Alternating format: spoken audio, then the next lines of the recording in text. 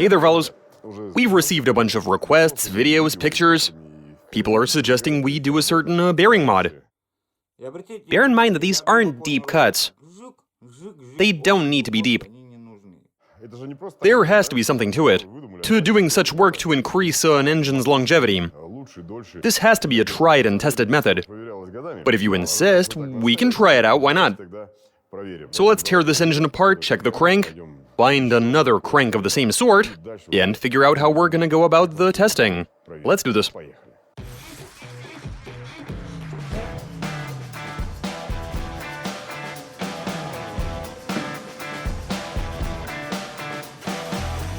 Alright, so we're looking pretty good here. Here we have a couple of crankshafts, which have both been machined to the same sort of clearances. One of these was in better shape, while the other one was not looking all that good. Still, we were able to get all of the journals to 0.75. And here we have two sets of bearings. They're all made by the same company, they're all the same size. Here's what we're gonna do. One set of bearings will be left alone. So those will be your regular store-bought bearings, not tampered with.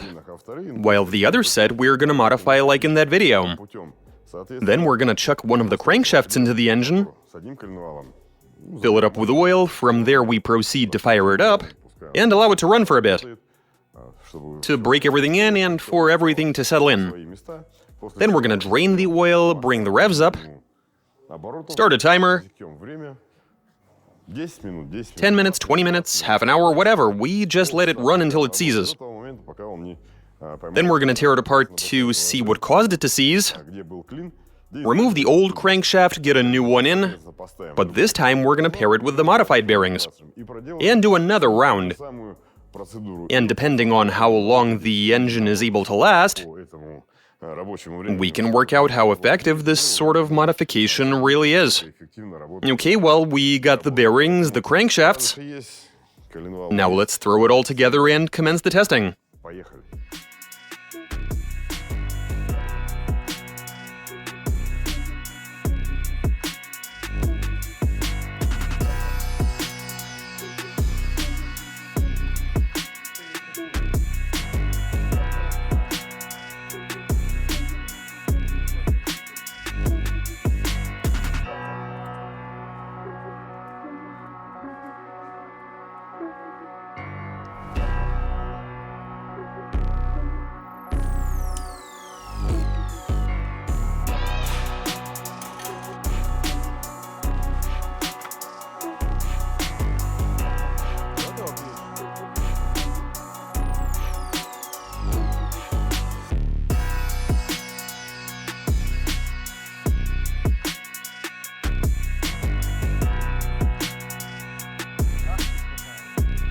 And the assembly is complete, we are looking good here. This would be a minor overhaul. Currently we are running the stock unmolested bearings, so we sort of semi-rebuilt the engine. And now let's try starting it.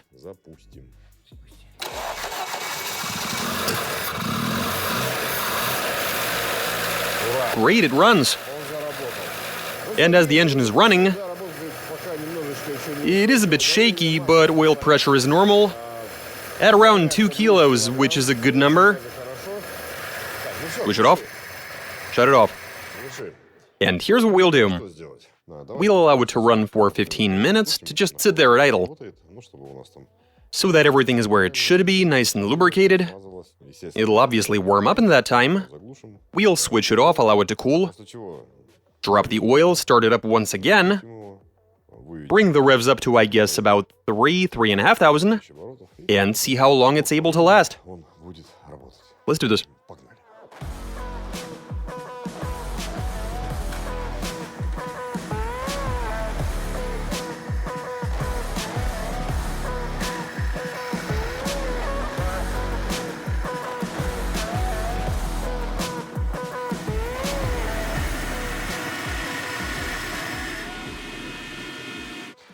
Okay guys, it was running for 15 minutes, just as we intended.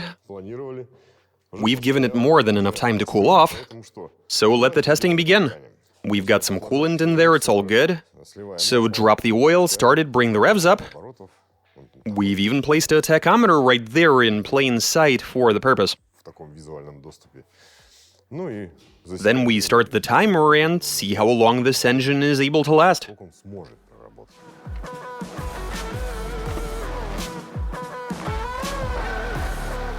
We are ready, the cameras are rolling, it's all good.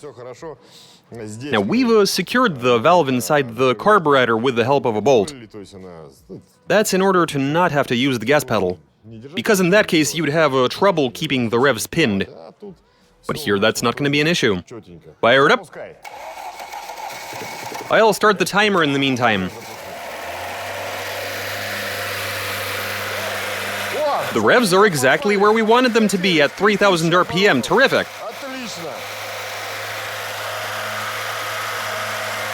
And let's see how long it lasts.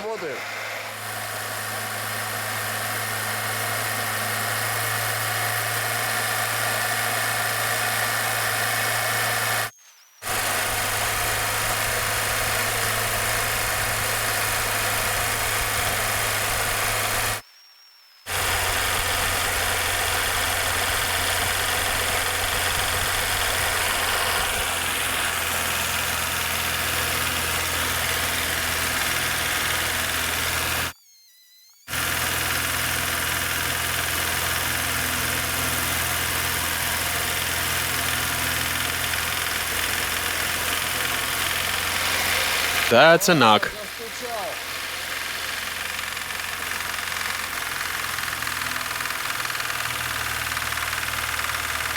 One minute before it seizes.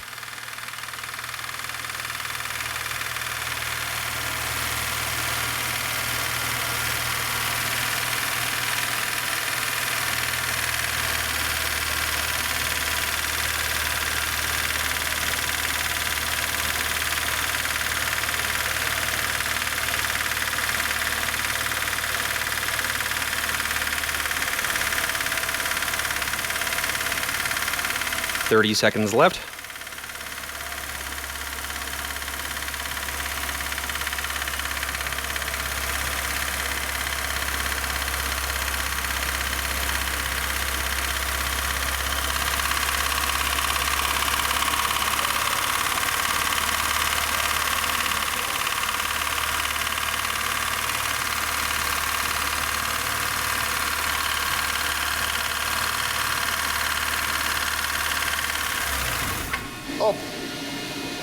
Stop. Here's the situation, guys. There we can see the result, which is 4 minutes 37 seconds. So a bit over 4 minutes until the engine developed a knock. Then the knock kept getting worse and worse, and the engine gave up. It's tough to say, but I think it was a main bearing. But instead of guessing, we'll let it cool, remove the crank, and see what condition the bearings are in now.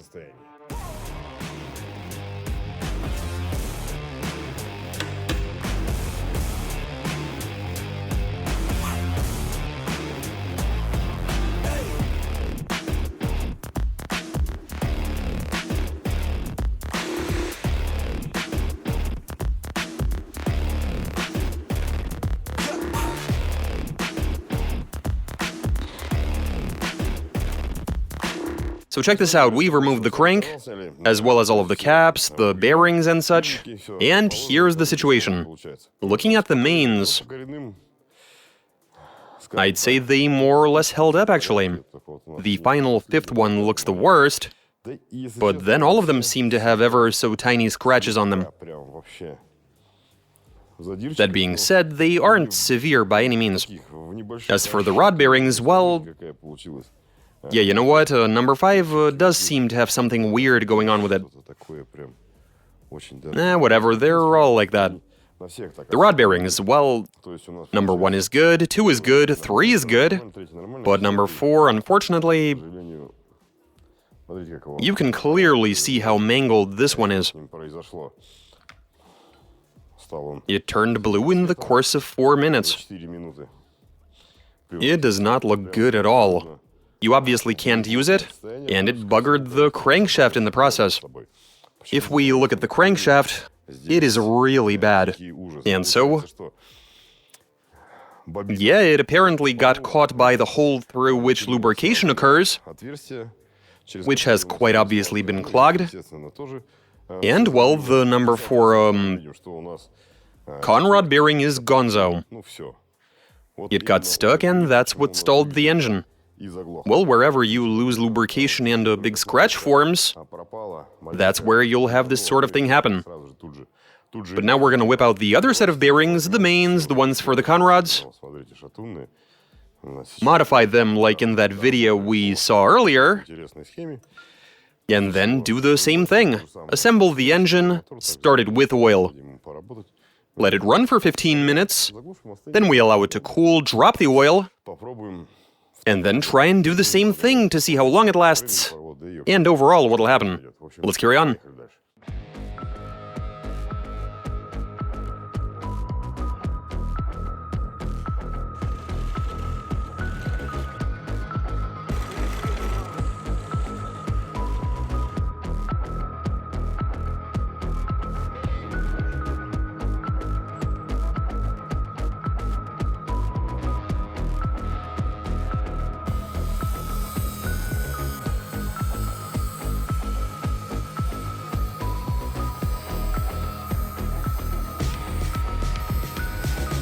Okay guys, we've modified the bearings. This is what they now look like. We've gone ahead and made some cuts in them. And now we get to the part where we assemble the engine to then try these out. Let's do this.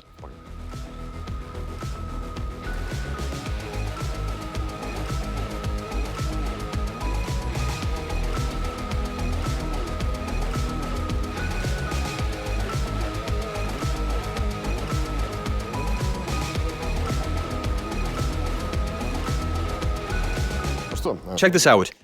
We've assembled the engine, the modified bearings are in there, it's all good. And now let's start the thing.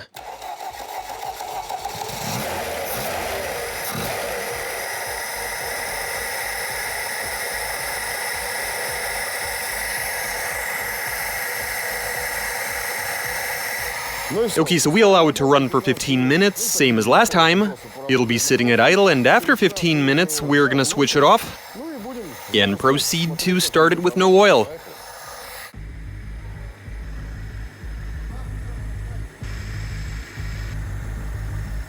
Three, two, one.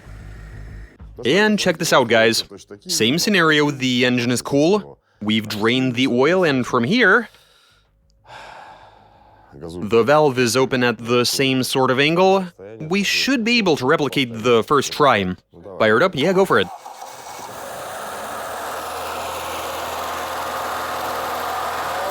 Too low.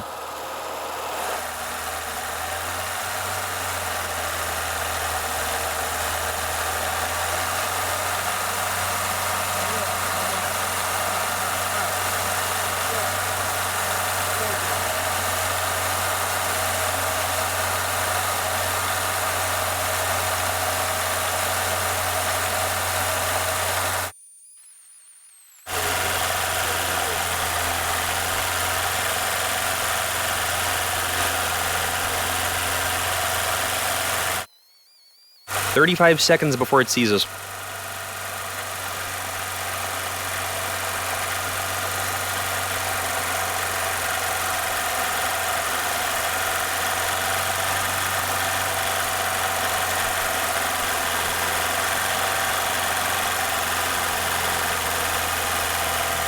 I can hear a knock. What? I can hear a knock.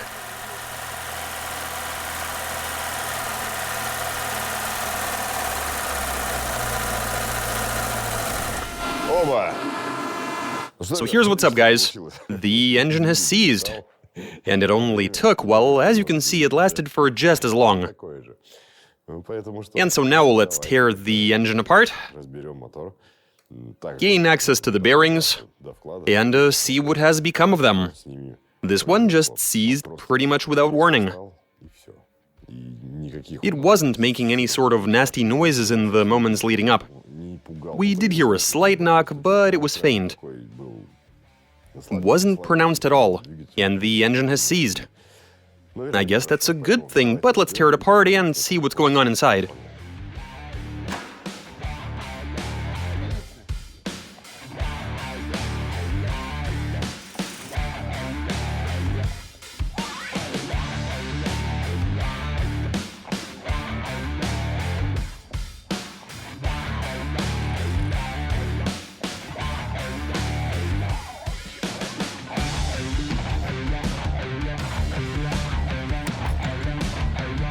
Where's the bearing? It's on the crank. What's that smell? Yeah, that is a strong odor of burning.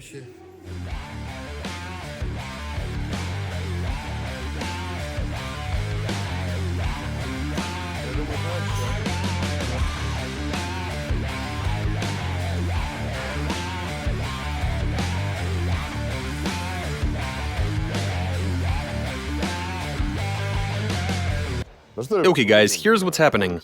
We've taken the engine apart. You would have seen us removing everything. And here's what's up. The rod bearings don't seem to have sustained any sort of major damage. Except for maybe number 4, that's the one that stuck during round 1. But then again, it's really not all that bad. It didn't stick and wrap around the journal. These bearings can very much be used. As for the mains, well, that's an entirely different story. So look, number 1, number 2 and 3, and this pertains to the ones in the caps and in the block. They're all more or less in decent working order. I mean, they're not great, but if we were to take the middle one, which would be number 3, the one inside the cap looks alright, but the one on the block side, well, it's a bit suspect. It was starting to get scraped, though the process had only just begun. Number 4 does not have a bearing period. Number 5... yeah, this doesn't seem to be in good condition at all. As for why number 4 is missing a bearing, well, that's because this is a rather interesting turn of events. And they're moving. It's just that, oh, check that out, all we had to do was hit them a few times. But they were stuck to the journal, and it got squashed so bad that you can see the Babbitt metal pushed to the side. It became hot, it melted, and it started to get displaced. As for the journal, it is screwed. But then it would be with a bearing that got stuck. The middle one, as you can see, has also got some Babbitt stuck to it. But this was at the beginning stages. Meanwhile, the 4th journal is way more severely damaged. And so the results of this experiment are quite curious indeed. I'm not gonna say anything because you can clearly see the results for yourselves. And I can already see the comments saying that, and rightfully so, I might add, that oil serves not only to lubricate rubbing parts, but also to withdraw excess heat. So it absorbs some of the heat and prevents rubbing parts from overheating. In our case, we weren't using any oil at all, so something very much could have been overheating. So this might not be 107% representative. Another thing I'd like to say is that people who have been working on engines their entire lives, who have been servicing the same exact, say, engines for Ladas, they're not gonna try and earn extra cash by suggesting you do some BS. They're gonna try and do the best job they can. But these are the results, you be the judges. The viewers wanted us to try this, and we did. And that's all I got for you. Watch us, subscribe, send in your suggestions, comment, give us a big thumbs up. Yeah, make what you will out of this, and catch you guys later.